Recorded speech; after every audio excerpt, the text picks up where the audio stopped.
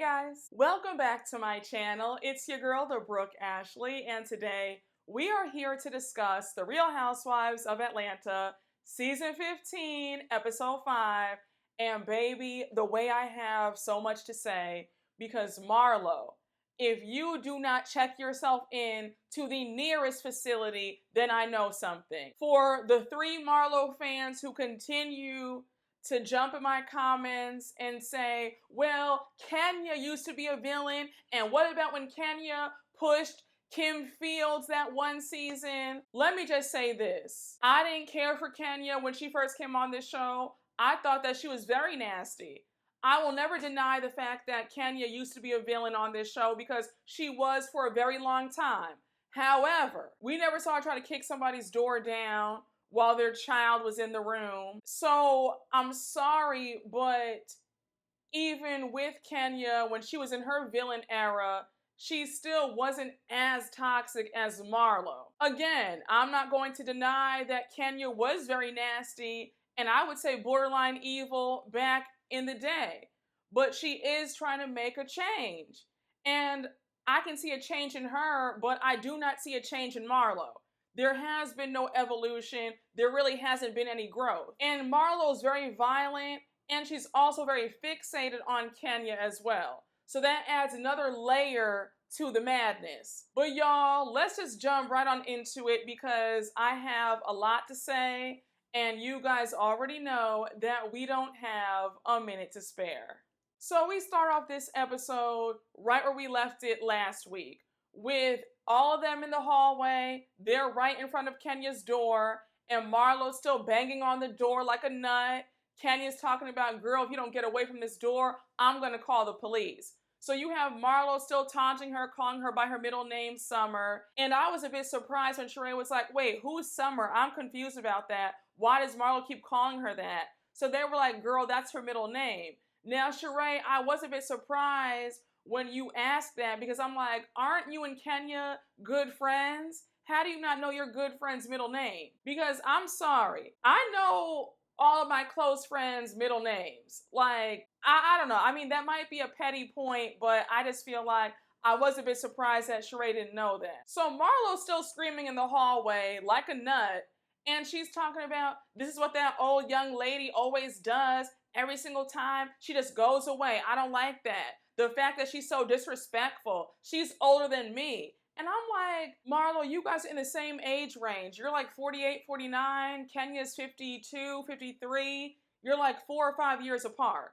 She's not that much older than you. And you at your big age trying to kick a door down, you should feel embarrassed. But she's still going on about how they can follow behind Kenya if they want to, but she's not going to do it. So Monyetta pipes up and she's like, look, nobody tells me what to do. I can do what I want. I'm a grown-ass woman. So of course, Monyetta and Marlo get into it. And when I tell you, in that elevator ride, they would not stop. So I'm thinking, Monyetta, arguing with Marlo is pointless because Marlo has a pea brain. So why even waste your breath? When it comes to somebody like Marlo, the best thing that you can do for them is to pay them dust because Marlo hates being ignored. So that would get her even more than you arguing with her. Now, when they got off that elevator and they were headed to the lobby, when Marlo slammed that door on Monyetta's face, me and Marlo would have been on the ground tussling. Don't you ever. That is so disrespectful. And you could tell that Monyetta really wanted to hit Marlo, but she was trying her best. It's stuff like that that makes me say, why won't they fire Marlo already? It's just so annoying. Like, I was really irritated. And then when Sheree ran over to Monyetta and she was like, no, Monyetta, the door failed. It was a really heavy door. I'm like, Sheree, all you do is lie for Marlo. Like, what is your issue? It's so funny to me that Sheree and Marlo are now these new best friends when they hated each other when they first met. Sheree, why can't you ever stand on the side of right? Why couldn't you pull Marlo aside and say, Marlo, you got everybody effed up. What's wrong with you slamming doors? If I were Monyetta, I would have pressed charges because I'll be damned. Marlo would have been back in jail that night playing with me like that. I was pissed for her. But Monyetta is pissed. She's trying to calm down. She's like, that woman is low budget. She's tacky. She needs to go back to jail like she's always doing. She tried to close the door in somebody's face with force. Like, girl, does she want to go back to jail? That's all she does. And of course, Marlo's screaming in the lobby, talking about, she's boring, get away from me, always talking about me. And I really want to understand, what is Marlo's thought process? How do you do these things to people and then you're upset that they're mad at you? Monyetta has every right to curse you out after what you just did. And it's comical that you want to call somebody else boring when you're boring. What do we get from you? Scenes of you going to Neiman Marcus and Saks, and then with your nephews and this fake life coach, that's not entertaining. We don't care. And if you're not doing that, you're talking about Candy or Kenya. Again, sis, it's really funny that you want to call somebody else boring, but yet you're bringing nothing to this show except for aggravation and weirdo behavior. So Marlo goes outside. She's trying to calm herself down. Courtney goes after her. I forgot Courtney was even there, but she's talking about Marlo, just calm down, relax. And so Marlo's saying, I'm just really upset right now. And did you see how Kenya was acting? She looked like a demon when she opened that door. I said the most demonic person on this cast is calling somebody else demonic. You really can't make this up. Like, Marlo, you truly don't see yourself. And you don't hear how delusional you sound to call somebody else a demon. Marlo's the biggest demon around. And Marlo, I have another question for you. If somebody were banging on your door like that, how would you open the door to respond? Would you have a smile on your face and greet them pleasantly, or would you be screaming back too? I don't think that anybody would take too kindly to somebody trying to bang their door down and cursing at them. So for you to say, well, she opened the door like a demon, well, what did you expect? And also, her daughter was in the room too, and her daughter's only 4 years old. You're lucky that Kay didn't come out that room and punch you in the face. I thought it was very interesting when Marlo and Courtney walked back into the hotel and they were sitting in the lobby, and Marlo's like, I just hate that she took me there. And I'm thinking, but Kenya barely said 2 words to you. So how did she take you there? Just say that you're upset that Kenya continues to pay you dust, and your hatred and jealousy of her took over, and that's why you showed your entire behind. Say that. But for you to say, well, I hate that she took me to that place, no, sis, that's all on you. And then when you said, yeah, I sent her a text message saying, you need to seek help, you little rude bitch. And I'm like, girl, do you hear how crazy you sound? Kenya has made it clear that she doesn't even have your number saved in her phone. So the fact that you're sitting up there texting her, and she probably blocked your number, and for you to try to call her a rude bitch after you try to break her door down, what's not clicking? I said, if the men in the white coats don't come and take Marlo right now, because I think Marlo is truly having a mental breakdown. This woman really thinks that her behavior is okay and that she's in the right. If any doctors watch me, would you please do me a favor and let me know in the comments, what exactly is Marlo's disorder? Like, please let me know. I am dying to find out. I think it's a few things, but since I'm not a doctor, I'm not qualified to diagnose her. And you know what's crazy? You can really hear the pain in Marlo's voice every time she talks about Kenya. It is clear that she wants to be around Kenya. She wants to be Kenya's friend. And I also maintain that Marlo wants to be Kenya as well. There is this envy towards Kenya. And I don't care what anybody says. Envy and jealousy are very dangerous emotions. I don't think that they're normal emotions. I don't subscribe to that. I think that it's a very scary thing to be around somebody who is jealous of you. And that's the real reason why there'll never be a friendship between them, because Marlo has this uncontained envy towards Kenya.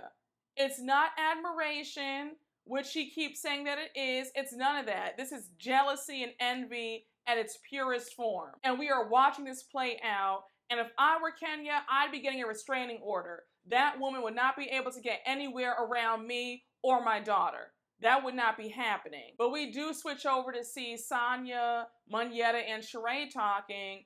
They call up Kenya to see what's going on. Monyetta's like, girl, that woman is full-blown crazy. Kenya's like, see, I told you. I tried to warn you, but you don't listen. So Kenya goes on to say that Marlo's a snake, and then she wants to know, why were they all banging on her door like that? Because they know that her daughter's trying to sleep. So you have Sheree talk about, oh, that wasn't me. I wasn't banging on the door. We see those tapes, and we clearly saw that Sheree did kick the door. Sheree, I want to understand why you have such a strange relationship with the truth. Because you can never be honest. It's always a whole bunch of stuttering and stammering. You can never just tell the truth about what happened. Just own it. All you have to say is, you know what, Kenya, I'm sorry.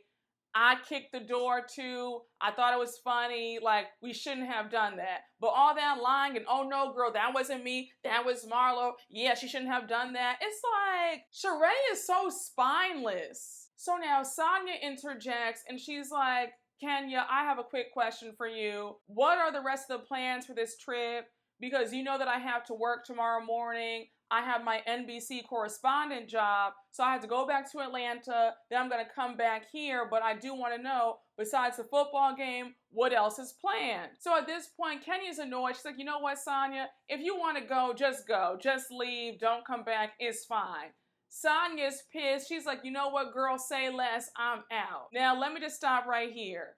As boring and as dull as I find Sonya to be, I thought that was rude of Kenya to dismiss her like that, be like, you know what, girl, just go. Sonya was asking a valid question, like, you know that I have my correspondent job, so I have to go back home, then I have to go back out here. What are we doing? That's not a crime to ask, what are the rest of the plans for this trip? This trip has already been a flop, and we've only been here for like, what, 10 hours? Kenya, you do need to work on your hosting skills. I have to say they suck.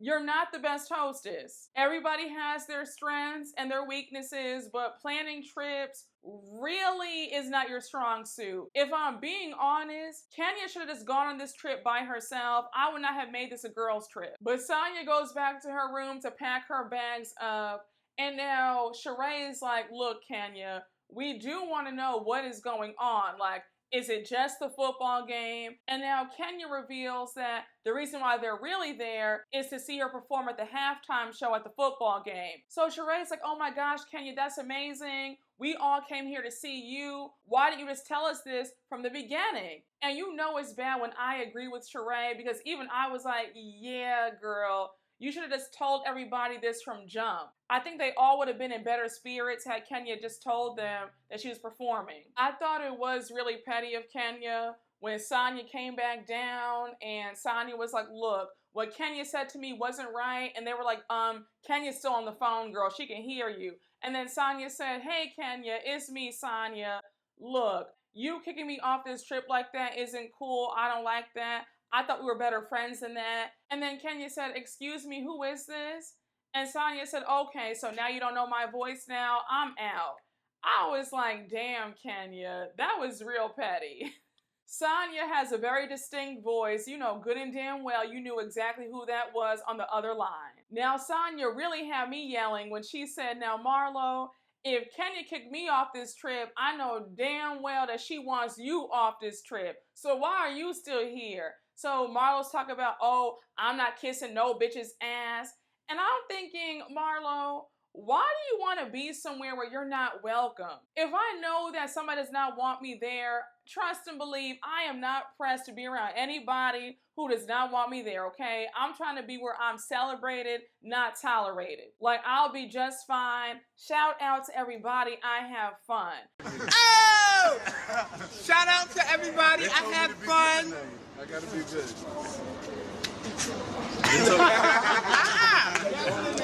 Nah, I forgot. He I'm out this bitch. They told me to be But like I said, you crave Kenya's validation so much that even though you know she can't stand you, you still want to be around her. True weirdo behavior, but that's what jealousy looks like. You can't stand the person, but yet you still want to be around them. Now, Monyetta can tell that Marlo's subbing her, and of course you have Marlo talk about, yeah, I'm talking about Monyetta because she kisses more ass than Kenya eats. I was like, Marlo, who helped you with that one? Because we know that you're not witty enough and that you can't read well. So who wrote that for you? And I don't look at Monyetta as her kissing anybody's ass. So I don't know why you keep saying that about her. You're just mad that she's friends with Kenya and you're not. That's really what it is. So now they all go back to their rooms and we hear Marlo say, oh my gosh, today drained us. And then she says, I don't know whose trip was worse, mine or Kenya's. Marlo, let me tell you something and hear me clearly. You and Kenya don't need to be hosting or planning any more trips. Both of your trips sucked. I'll give you a point because yes, you did pick a beautiful cabin. You had 24-hour staff and concierge. You had a wonderful spread, but that's where it starts and stops. Now we do see a few short scenes of Drew and Candy back in Atlanta. Remember, they're not on the trip, and we see that Drew has just gotten out of the hospital because she had the flu. Now I said, damn, when it comes to Drew, it seems like she always has some sort of ailment. And that's no shade, but last season she broke her foot in Jamaica. Now she has the flu and can't go on the trip. I'm like, girl. But honestly, Drew, you didn't miss anything because the whole trip has been an absolute bust. So don't be too upset that you had to miss it. So now we jump over to Candy. Of course, Candy's not on the trip because she has to get ready to go to the Ebony Power 100 event because she was on the list. So anyhow, she and Todd are talking in their studio about Todd's upcoming movie ideas, and Todd presents his latest movie, and it's going to be called The Pass. Now, I already knew exactly where this movie was going when I heard the name of it. The plot is all about this married couple who decides to give each other a hall pass.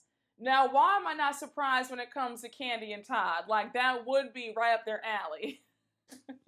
But while Todd is talking about his movie and all of his ideas, Candy's phone starts ringing and Todd is upset. He feels like Candy's not engaged in his ideas the way that he is about hers. Now, you guys know where I stand about Candy and Todd's marriage. I feel like Todd is feeling a bit resentful. And again, I think that this is what happens when the power dynamics are reversed, where the woman is the more powerful and the wealthier one, and the man is not. I think that Todd wants to feel that he is just as successful as his wife. But in all seriousness, I feel like both Candy and Todd are stretched way too thin, and they don't have enough time to dedicate to all these different projects. And if they want to spend more time with each other on just a personal, intimate level, then they do need to take a step back and try to carve out some time for themselves. But now they change gears in the conversation, and Candy brings up how Mama Joyce called her the other day, but she didn't mention BravoCon at all. So she's like, it's the first time that we've talked in a few weeks, but I really am tired of her saying these things about you. Like, we've been together now for 10 years. She needs to stop. So Todd says, look, I just don't get it. I don't understand what your mom's problem is. Then he brings up their kids. He's like, does she even think about how our kids, her grandchildren, are going to feel about her after they watch this and they see that their grandma spent all these years dogging out their father? Like, she's not thinking. So Todd brings up how Kayla is hurt by it. And I remember on their spinoff when Mama Joyce was really nasty to Kayla, and I remember Candy was really upset. And she was like, Mama, that's a child. Like, you need to apologize. I have to say, Mama Joyce would have been cut off a long time ago. We would not be speaking. There would be no mother-daughter relationship. Mama Joyce is disrespectful. And I think that she's low-key miserable because no happy person would do this. But this is Candy's fault because Candy has sat back and allowed it, talk about, well, that's my mama, I'm not gonna disrespect my mama, and I don't care. All that BS is why your mom still keeps acting out of order because she knows that you're not gonna say anything. And I've told you guys in several recaps that I don't believe in all that because somebody's my elder or because it's a parent that you have to put up with disrespect. Absolutely not. I don't buy into that. Call it disrespectful, call it whatever you like, but I don't agree that just because that's your parent, they're allowed to disrespect you and talk to you or your spouse any type of way. No, we are all grown. You will talk to me like an adult and with some respect. Period, point blank. And I was the same way as a child too, because my parents talked to me very gently and very softly. So I'd be damned if any other adult thought they were going to yell at me or talk to me crazy. Absolutely not. I would let them know, oh no, my parents don't talk to me like that, so you sure will not. And they would be like, oh, I'm telling your parents, okay, go ahead. I'm not getting in trouble because you're not yelling at me. It's not happening. But Candy says that she plans on having a talk with her mom, and this time she's gonna let her know that it's not right and that she needs to stop. I said, well, okay, Candy, I guess, but you're a bit too late to try to put your foot down now. And listen, I'm not mad that Mama Joyce wanted her daughter to be with somebody who was extremely successful and had the money that Candy had, because I'm all for women marrying up and not down. I get it. But at this point, Mama Joyce, what can you really do? Your daughter wanted to be with Todd. They've been together for all this time now. It doesn't seem like that's changing. So for you to still be so hell-bent on giving him a hard time, you look really silly. Let it go. Your daughter is a grown woman. She's made her decision. So put a smile on your face and just be the nice mother-in-law. I think Mama Joyce does get a kick out of being the mean old lady and the mean mother-in-law. I think that she likes the attention that it brings to her because her name gets blasted on the blogs and she makes headlines when she shows out and says these things about Todd. I think that that's one of her motivations for still being so nasty, because it brings her some attention. Because when she's not acting up, we don't talk about her. But now we flip back to the women in Alabama, and of course, it's the next morning. Courtney's on FaceTime with Drew, and she's telling Drew about how the trip has been a complete nightmare. So now we flip and see Marlo in her room, and she's on FaceTime with her life coach. Her life coach is trying to give her some advice, saying, well, all you can control is yourself. And Marlo keeps saying, well, I just hate the fact that she took me to that place because I really admire her. No, it's not admiration, Marlo. We've gone over this. This is jealousy. Let's call a spade a spade. You want to be Kenya. There's a big difference, sweetheart. You want to skin her and wear her like last year's Versace, in the words of Dina Manzo from Jersey. That line is so iconic. But Marlo talking about, oh, what Miss Sharon is telling me right now is hitting home and I need to do better. Marlo, be quiet. You have no desire to change. Like, let's just stop. Let's stop this act. I think that's what's the most annoying about this whole entire life coach situation. Marlo's only doing this for a storyline. It's not because she actually wants to change. And she's also doing this because Bravo probably told her, look, Marlo, the fans are alarmed by your behavior. So for this season, get a life coach and give us the appearance that you're trying to change your ways. But Marlo, we all see right through you and it's not working. And if you thought this trip could not get any worse, we see that at 9 in the morning, Kenya told production that she will not be able to film because she is not feeling well and she needs an ambulance like now. So we see a short clip of Kenya in her bed. She says that she feels really achy, she feels numb, and she's calling for 911. Now, when the EMTs got there, Sheree is in the room right next to Kenya, so she heard and saw the whole thing. So we see her go into Kenya's room. She's asking Kenya if she's all right. And when I tell you, production is so shady, because when they showed that split screen of Kenya being on the gurney and lifted into the ambulance. And we see Marlo is reading some scriptures out of the Bible. I was like, the shade of it all. And it was even more dramatic because Marlo was reading the 23rd Psalm while she was being lifted into the ambulance. I was like, production told Marlo to do that. They had to. But Sheree calls everybody to her room. She's like, hey guys, I need to talk to you all. Kenya is in the hospital right now. I saw her being carried out by the EMTs. I'm scared for her. Do you guys know what's going on? Monyetta says that Kenya is at the hospital for some chest x-rays because she wasn't feeling right. Now, I thought it was really weird when Marlo started pacing the room and she was like, where's Brooklyn? Is Brooklyn okay? I said, Marlo, you better stay away from that child, because word on the street is last season you were saying all these crazy things about Brooklyn. And then in this last episode, we see you saying that Brooklyn needs to be in a separate room away from her mom. But now you want to act like you're so concerned, talk about, oh, where's Brooklyn? Is she okay? I said again, Marlo, please stay away from her. You are way too unhinged. I'm sorry, I wasn't buying Marlo's concern at all. It felt fake. It felt very much, let me just pretend and let me just act like I care so I don't seem heartless, but I wasn't buying it.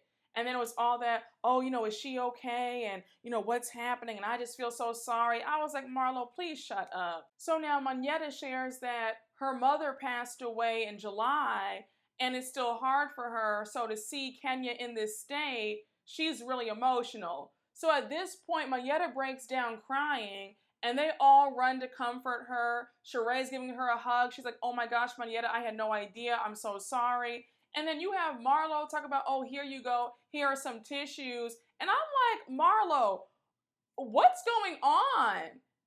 I was just like, it's just very jarring to me to see how Marlo can go from wanting to harm somebody to trying to be this concerned friend. And when Monyetta even said, Marlo's like Jekyll and Hyde. There are two sides to her. That's a perfect way to put it. I hold a grudge, so I wouldn't even have allowed Marlo to sit up there and try to comfort me and offer me some tissues. I'm petty like that. Because I'm sorry, you don't get to slam a door in my face and then curse me out, call me all these names, and now you want to act like, oh my gosh, are you okay? I'm so sorry to hear that. I love you. Here are some tissues. No, stay away from me. And then Marlo trying to play peacemaker, talking about, we argue about such stupid things like last night, for instance, and none of this stuff really matters. And I'm like, but Marlo, you guys didn't have to argue. That was all on you. You started the whole entire thing. It's just so mind-boggling that Marlo wants to act like she's a victim and let these arguments just came out of thin air. Baby, you're the aggressor. You're the villain in all this. So Monyetta even brings up the door slam again, and she's like, Marlo, last night,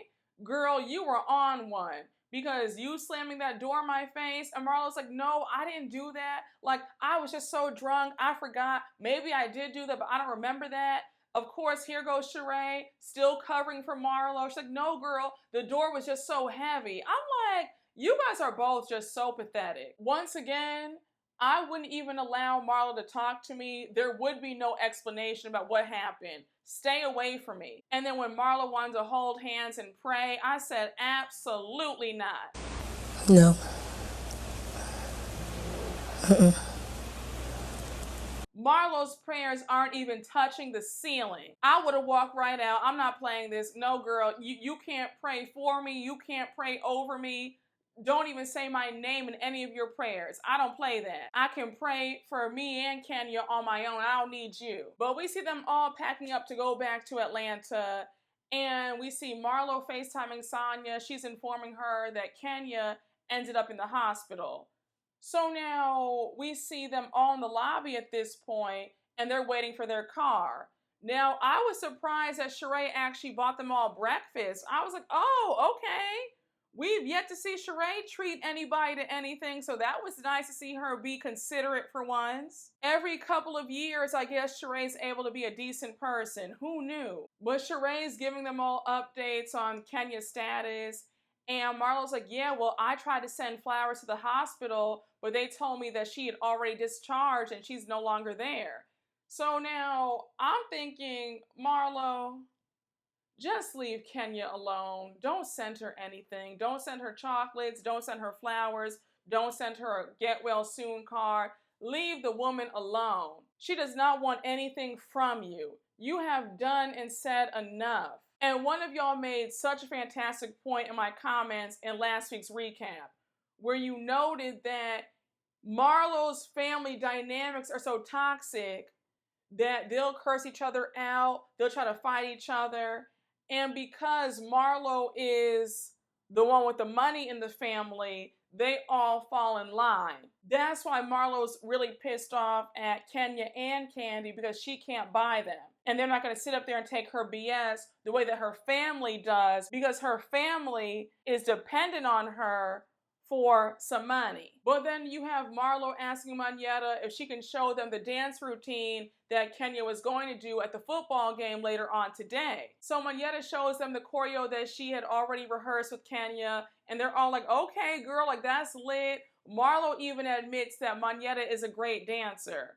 So now Marlo says that she hopes that they can all keep this positive energy when they get back to Atlanta. With somebody who has such a demonic presence, that's going to be damn near impossible. So Monyetta says, look, Marlo, as long as you respect me and you don't try to fight my friends, then we can be okay.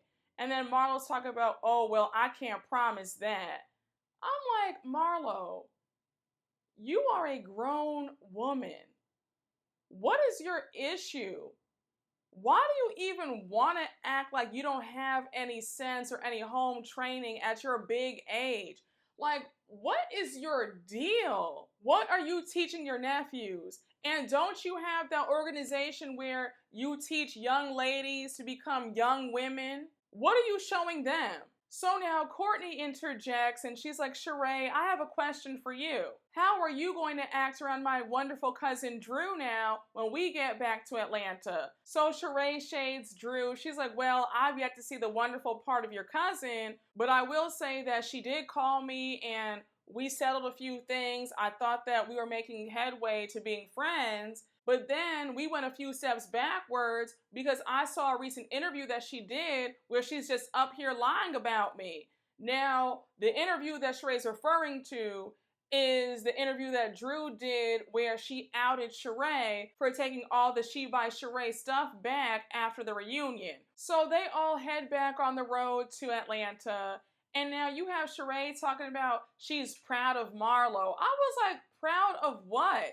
I just feel like I'm watching Dumb and Dumber when every time Sheree and Marlo are in a scene together. Sheree, what are you proud of? What did Marlo do that made you so proud? Marlo showed her complete ass. Now, I did laugh when Marlo said, how do we start out with 6 girls and now we're down to 4? And then production showed that Kenya's next worst girls trip, like a play on America's Next Top Model. Again, Kenya, I like you and everything, but hosting trips just isn't for you, girl. Next time, just don't. The short scene with Sonya and Courtney at the crystal shop, I don't really have too much to say. Sonya's still upset with Kenya for being kicked off the trip, and she thinks that Kenya's doing this because Sonya and Marlo are good friends. Now, Sonya, let me just say this to you. Regardless of why you think that Kenya's giving you a hard time, I do think that you're making a big mistake befriending Marlo. You need to always look for patterns. You see that Marlo falls out with everybody and she turns on everybody. So why do you think that it's a good idea to befriend somebody who's known for being a snake? You know that Marlo has very volatile temper. You don't know what's going to set her off. She gets angry at the drop of a dime. Why would you want to enter a friendship with somebody who cannot control their emotions? So I think that you're doing yourself a big disservice by even befriending Marlo or Sheree. But hey, girl, that's up to you. But, you know, I do understand you still being upset with Kenya.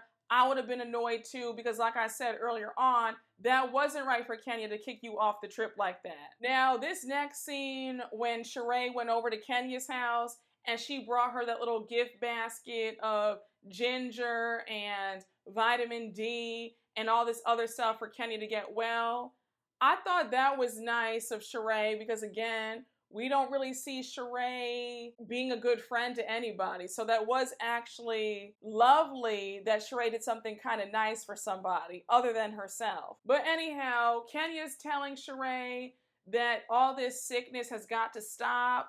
She had just gotten over COVID a few weeks ago. Now this. We learned that they did x-rays of her at the hospital in Alabama and she had the flu. So Kenya goes on to say that her missing the halftime performance at the Magic City Classic was a huge blow to her brand, and she is very upset about it. Now, I don't know if it's just me, but when I saw that Kenya was going to miss that show, my first thought was, of all days for this to happen, the fact that Kenya was just fine the night before, and now all of a sudden, she can't get out the bed, she has to go to the hospital. There was a part of me that was like, is she really nervous or something? Is that what this is? Is she having like an anxiety attack or something? Because I just thought, like, of all days for this to happen. I mean, I couldn't believe it. And then when she showed Sheree the outfit that she was gonna wear, I was like, girl, of all days for you to get the flu. But Kenya brings up all the mess that happened with them banging on the door. And of course, Sheree denies that she was the one banging on the door too. And then Kenya wants to know, what is Marlo's problem? So even Sheree admits that Marlo really wants Kenya's approval and she wants her attention. And when Kenya said, yeah, she wants my negative attention, like I've been saying, Marlo is one of those people who she hates to be ignored. So when somebody ignores her, pays her dust, she literally spirals out of control because she would rather you argue with her than just say nothing. So the only thing that she knows will get a reaction out of Kenya is to say something inflammatory because she knows that Kenya will probably respond back. And in Marlo's case, she feels like a bad response is better than no response. But they get off the topic of Marlo, and now Kenya wants to know what's going on with Sheree and her health. And Sheree brings up her fibroids. So she says that she's on this holistic program because she does not want to get surgery at all. And Sheree's reasoning for not wanting to get surgery is so silly to me. I'm like, Sheree, you'll be okay if you have to go 6 weeks without sex. And no shade, Sheree, but you were single for years at one point, and it didn't seem like you were dating anybody during that time. So if you went a few years without it, I'm sure you can go 6 weeks. Like, your health is most important. And it's only 6 weeks, girl. It's not 6 months. But the way Sheree had me screaming when she said, you know what, Kenya, you're the first person I'm telling this to, but I'm expecting. I said, Sheree, that was a good one, but you were not fooling any of us. And Sheree, joking about being pregnant by Martell Holtz, that is nothing that you want to play around with. That is a tragedy. This next scene with Kandi and Mama Joyce really sent me over. Mama Joyce was playing in Candy's face from beginning to end. And like I told y'all earlier on, me and Mama Joyce would not be speaking. But anyway, Candy's at home, her mom comes over, and things are real awkward and real tense. So anyhow, they sit down to talk. Kandi brings up how they haven't talked in a while since BravoCon because of what Mama Joyce said. So Mama Joyce says, well, they asked me what I thought and I wasn't gonna lie. And I'm thinking, do you hear yourself? Do you hear yourself? Your daughter has been married to this man for almost a decade now. Give it a rest. And just because somebody asks you a question doesn't mean that you have to answer it. You know good and damn well that you could have said something nice about Todd when you were at BravoCon, but you chose not to because you like the attention that being nasty brings you. So Mama Joyce makes all these excuses saying, well, every time I come here, Todd is always sleeping or he's in the next room. And Kandi says, well, he's avoiding you, Mom, because you're always rude to him. You're always dragging him. So now Mama Joyce tries to flip it, and she's like, well, see, that's why I don't come over, because it's really negative. Like, I don't come over, I don't come around now because it's all that. I cannot stand people who do you wrong and now they want to act like they're the victim. That's not how this works. Mama Joyce, this is all your fault. You're the reason why Todd does not want to be around you. How dare you try to act like somebody's doing something to you? No, lady, you're the one who started this whole entire mess 10 years ago. So Candy says, look, Mom, our 9-year anniversary is coming up and I need you to understand how much my husband means to me. Then she brings up her kids and she's like, you love your grandkids, right? So Mama Joyce says, yeah, I do love them. But my thing is this, like, why isn't Todd teaching Ace to take out the trash? Like, what's that about? A grown man needs to show his son how to do that. And then she said, you know, when you married him, he was all meek and humble. Now he's George Jefferson. I was like, what are you talking about? I don't care how anybody tries to spin it. Mama Joyce is miserable. Period, point blank. That is one ornery old woman. She's unhappy and she wants her daughter to be unhappy. And I thought it was very disrespectful when Mama Joyce said to Candy, look, well, if that's what you expect from your man, him not taking out the trash and going to strip clubs, then okay, well, you know, it couldn't be me. And Candy said, but Mom, I enjoy going to strip clubs too. And when Candy said, Mama, what do you expect from your man? And Mama Joyce said, well, well, if I did have a man, and she said, exactly, you don't have a man. I said, get her, Candy. I said, it is about damn time because your mom has been running around unchecked for years and we are all tired of it. But Candy suggests that they all go to counseling and Mama Joyce actually agrees. Now, personally, I think that Mama Joyce is full of it. I don't believe for 1 minute that Mama Joyce wants to change or that counseling or therapy will help them. I think that Mama Joyce really enjoys being a pain. Just my honest thoughts. But I was happy to see that Candy somewhat put her foot down. I mean, I would have been a bit more stern, but I guess baby steps.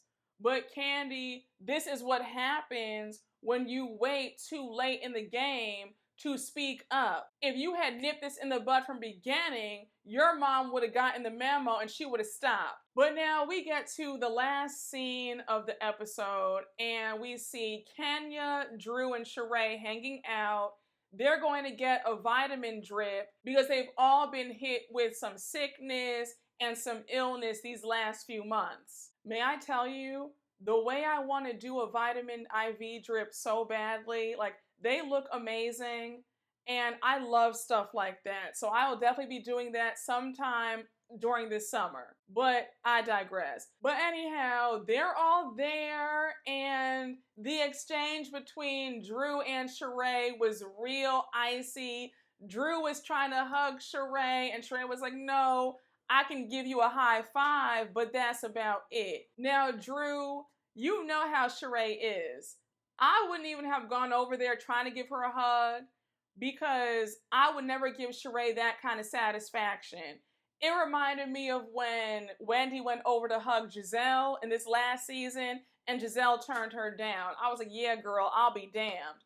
But anyhow, Sheree's like, girl, the reason why I don't want to hug you is because me and you have a few issues. So Sheree says, when you and I talked on the phone a few weeks ago, you were so sweet. I thought that we were good. But then I see this interview that you did and you just up here lying on me talking about I took all the clothes back after the reunion. So Drew says, well, I didn't say that you took everything back. I just said that you took back quite a few things. There was a She by Sheree bag that I really wanted and you took it. So Sheree says that that particular bag was her personal bag and that's why she took it back. Now I'm like, I don't believe that for a minute. I think that that's a lie. Why would you have production bring your actual personal bag out there with all your things in it? So Drew points out that Sheree's timeline is all wrong, that she called Sheree after she did that interview to clear things up. And one thing about Sheree, every time Sheree is proven wrong, she can never just say, you know what, you're right. She's like, well, you know, I don't care about the timeline. It's the principle, and I don't have anything for Drew. I was like, okay, Sheree. So now you just want to lie and not admit that Drew called you to make peace after she did that interview. Just can't help herself. Just anything to have an issue with Drew. That's all this is. So now they change gears in the conversation, and of course, the whole fight between Marlo and Drew gets brought up. Kenya goes on to say that Marlo was upset with Drew because she felt like Drew was going easy on Candy about the whole shooting at Blaze. So now Sheree jumps in saying, yeah, she said that she was sitting down and you were standing over her. And Drew's like, no, that's not true. She stood over me. She got in my face and cursed me out. So Drew makes it clear that being from Chicago, she does not even use that word shooting because it's affected her and her family and her loved ones. So Drew's like, and by the way, I'm confused because she kept bringing up how her nephew has passed away and I don't understand what that has to do with anything.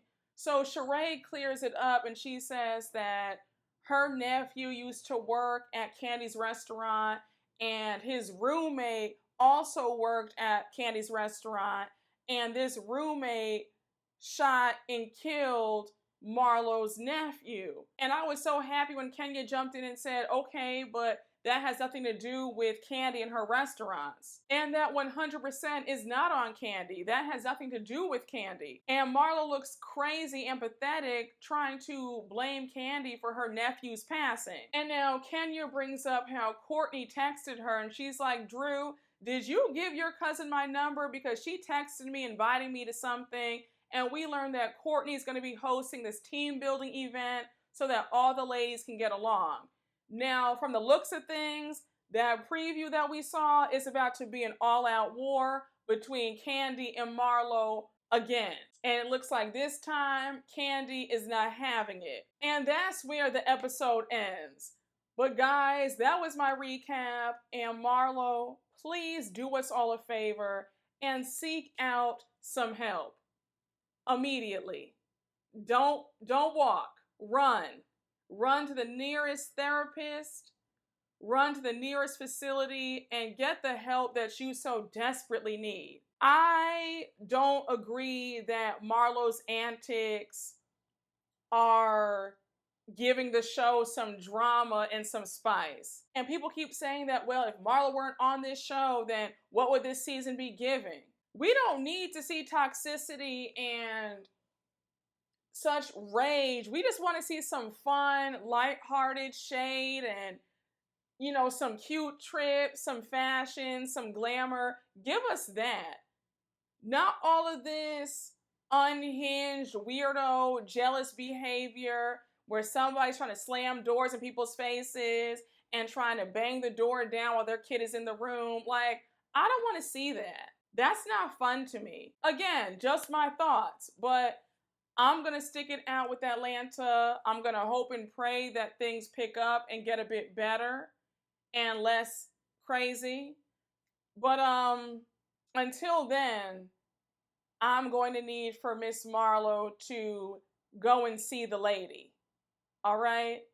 But y'all, that was my recap. I hope you all enjoyed and you already know what to do.